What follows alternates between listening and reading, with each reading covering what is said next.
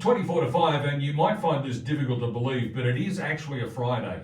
I know it doesn't feel like it, right? Because we all had the day off yesterday. We all observed the Day of Remembrance for Her late Majesty the Queen. But I assure you, today is in fact a Friday, which means it's time to welcome to the studio from Envision Financial, Luke Smith. Good afternoon. It doesn't seem right, does it?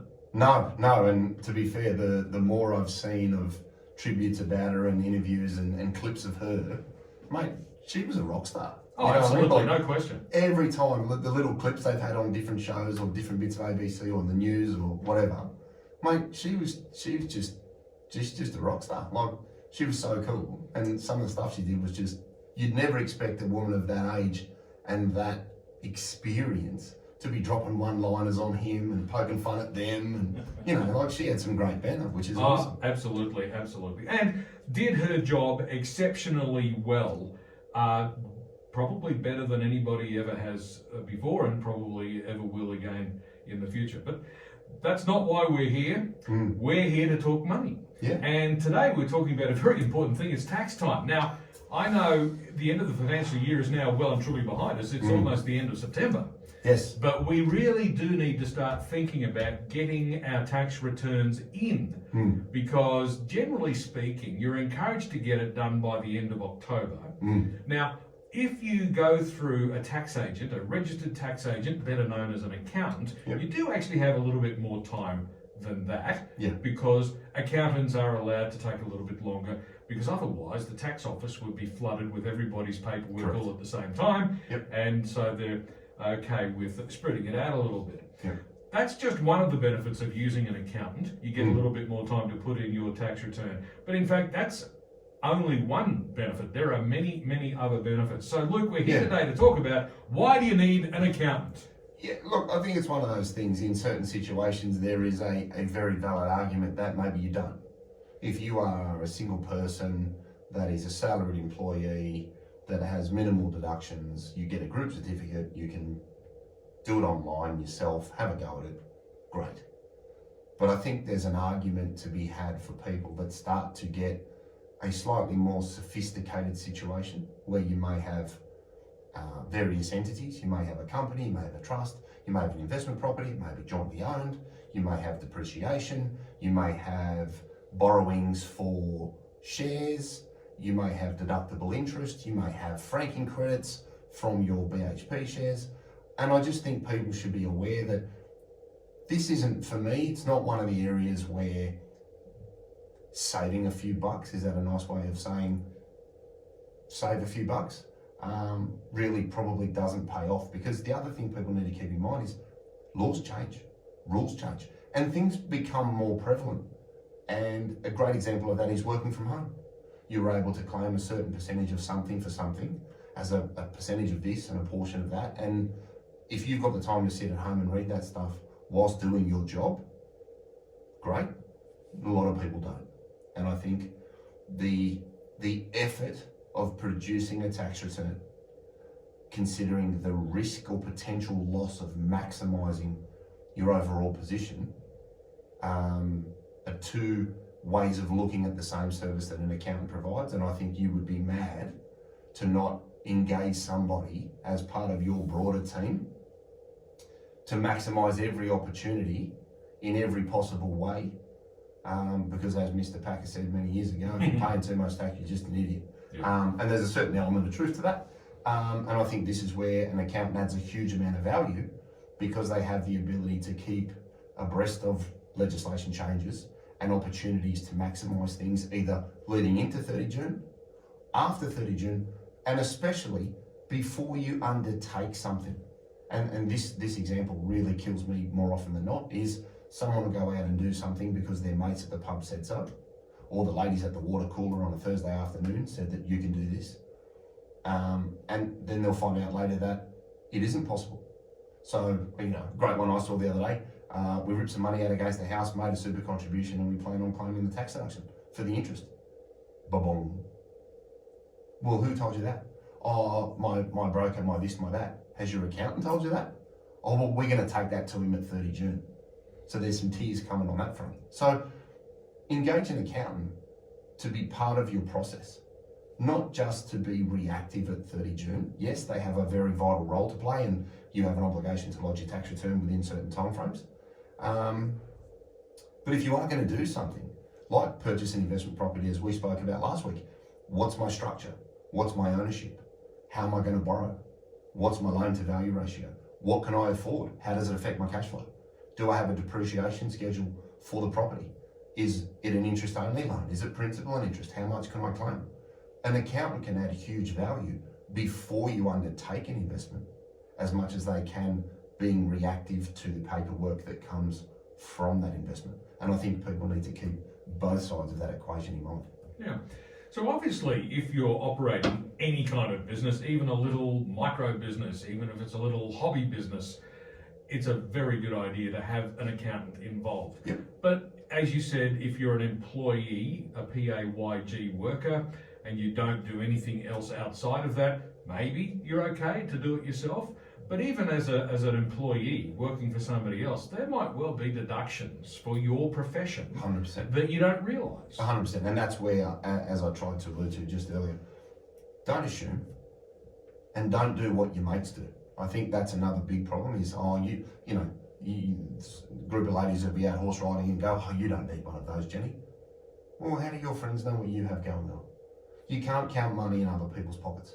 And I think that's really important for people to understand that what you have going on in your family unit, your business, your trust, your investments, your assets may be completely different to the other ladies that you have lunch with on a Thursday afternoon. So do what's right for you, because you may be listening to directions that could or could not be relevant. I had a great example this week where I had some clients come in, we were going through a document, and we spent a lot of the document unwinding preconceived ideas that actually weren't accurate.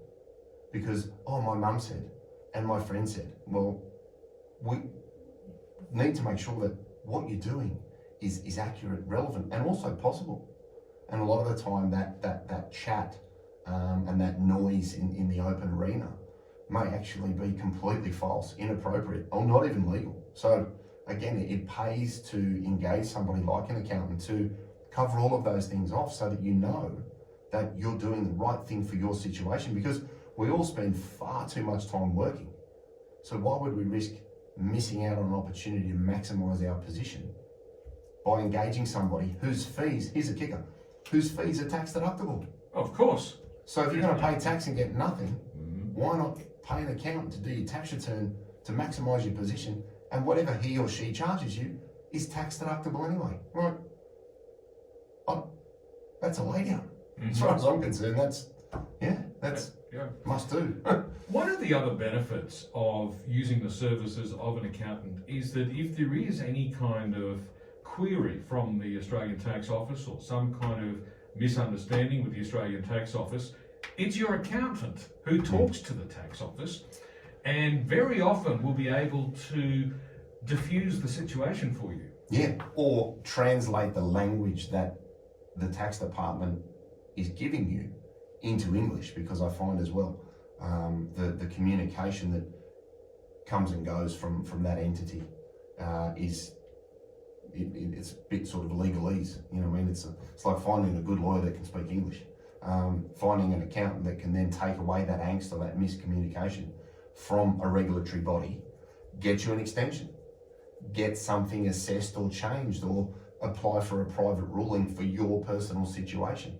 If you've got a self-managed super fund, you need to engage with an accountant from an audit perspective, from a tax return perspective, but also then from a deductibility perspective. If there's any sort of query or consequence, as you said, having them on your side to be able to take up that fight for you frees up a huge amount of your time, angst and heartache, when you can get on with running your business, doing your job, saving your money and doing what you're doing. Because if you look at the time you would lose stressing over something that you don't understand, against having somebody do that for you so you can keep running your business and earn some more money, I'd earn more money over stress over something any day of the week. And I think when you start to value your time a little bit better, and I find often this happens as you get a little bit older, you value your time far more.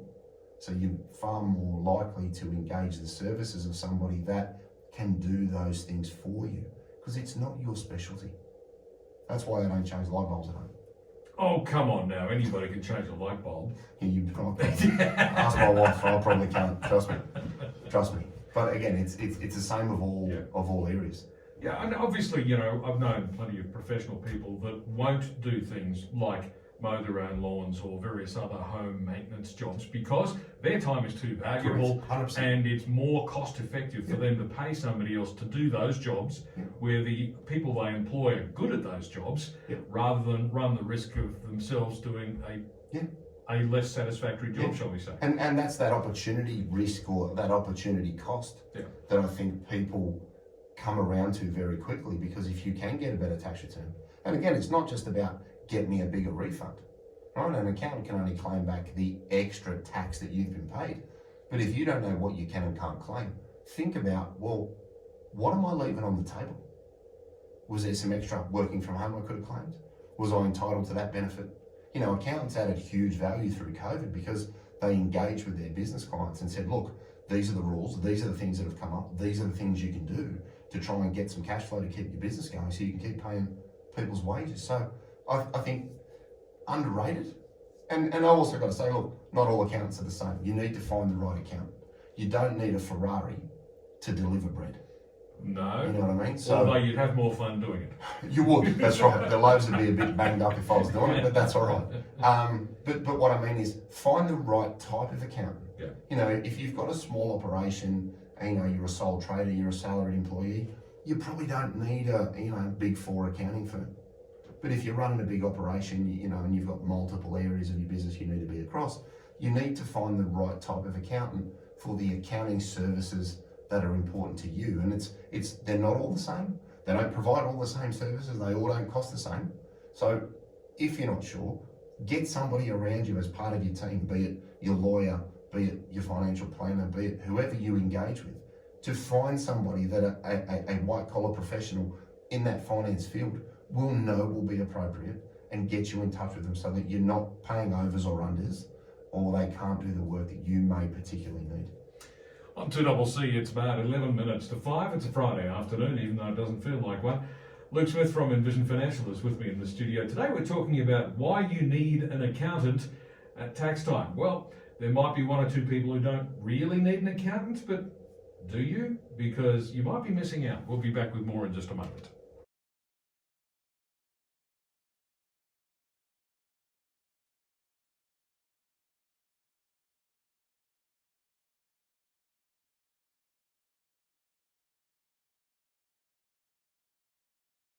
Minutes to 5 on 2CC. It's a Friday afternoon, and Luke Smith from Envision Financial is with me in the studio. Today we're talking about why we need an accountant at tax time. What are the key reasons, Luke, as to why we should have an accountant?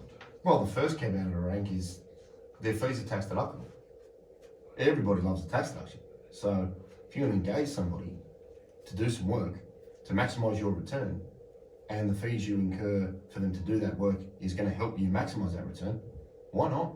Why not indeed? And I think that's the first one that a lot of people actually aren't aware of that's sort of like a world's best kept bad secret, is accounting fees are tax deductible. So if use it, and use them to maximise your overall position. In a similar vein to a lady said to me the other day, I'll just get a will from the post office because it looks pretty easy. And an hour and a half into that meeting with a lawyer, she sort of went, oh yeah, no, there's a lot more going on here than I realised. The same could be said for your tax position. Somebody every week on the radio says you don't know what you don't know. And this is a great example of, unless you have a master's in accounting and you have the time and effort to sit down and do it yourself, engage somebody to maximise your opportunities, because as we said before the ad break, laws change, rules change, opportunities change, your situation changes, and your situation could be very, very different to a colleague, a friend, a family member who may be saying to you, oh, you don't need that. Well, you're going to risk missing out on greater refunds, better depreciation, and a raft of other benefits from a business, cash flow, or personal perspective that you could have got by paying somebody who's a professional at what they do. And I think the last thing is, find an accountant that is appropriate for you. They're not all the same, they don't all cost the same, they don't all do the same things. So if you've got a big business, find somebody that deals in big business. If you need somebody that can knock over a PAYG tax return with a few deductions, then look for that type of accountant and you will be charged accordingly.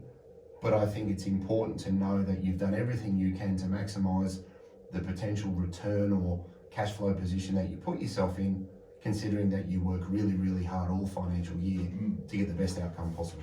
I think one of the most important pieces of advice through this whole discussion has been if you are making a big decision in relation to an investment or some form of financial decision of that nature, check with the accountant first. Don't leave it until later. You might make a big mistake. 100%, and I say regularly, look, I can talk to you about strategy and what to consider, but always run the tax side of things through your accountant first, because there's nothing more frustrating than somebody buying a property on the weekend and then telling me they're going to create a super fund to put it into, which can have massive issues. There's just one example of a way of not doing things in the right entity. Yep. So if you want to minimise tax, talk to your accountant about the right structure. It might be a family trust, it might be joint names, it might be in an individual's own name, but again, know what you're getting into, because you want to maximise that return, just not in the short term, but also when you potentially sell it. And if you address it with your accountant, you can do nothing bad about being informed with good information. Indeed. So speaking of information, where can we get more? Yeah, 62604749 is the office number. I think we've got some spots left in November. Envisionfinancial.com.au on the website. We've got the podcast, The Strategy Stack of Luke Talks Money on iTunes and Spotify. And we've got the YouTube channel, Envision Financial Canberra, where you can subscribe to that, get it all on your iPhone, on the couch, glass of wine in your hand, nothing to read. And for the readers, the book will be out in March. That's going to print shortly. We're just putting some final touches on that, so we'll be able to provide a little bit more information in relation to the book leading into Christmas.